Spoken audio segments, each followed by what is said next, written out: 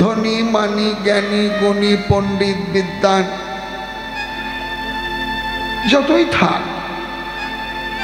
ওই ধন মান জ্ঞান পাণ্ডিত্য বিদ্যা এসব দিয়ে ভগবানকে আস্বাদন করা যায় না। প্রেম ও ভক্তি দ্বারাই ভগবান আস্বাদ্য। এই ভালোবাসা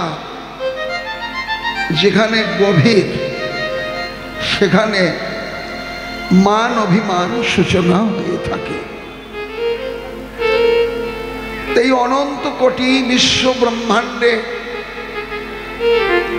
শ্রী রাধা গোবিন্দের যে প্রীতি, যে ভালোবাসা, এমন আর তো কোথাও নেই। সেই অহৈতুকী প্রীতি বিভিন্নভাবে গৌড়ীয় বৈষ্ণব সাহিত্যকারেরা আস্বাদন করতে গিয়ে মান লীলার সূচনা করেছেন তাদের কাব্যছন্দে। মান লীলায় নায়িকা 8 প্রকার, অভিসারিকা, বাসকসজ্জা, উৎকণ্ঠিতা, বিপ্রলব্ধা, খণ্ডিতা, কলহন্তরিতা, স্বাধীন ভত্রিকা, প্রসিত ভত্রিকা। এই 8 প্রকারের প্রত্যেকটার আবার 8টা করে ভাগ।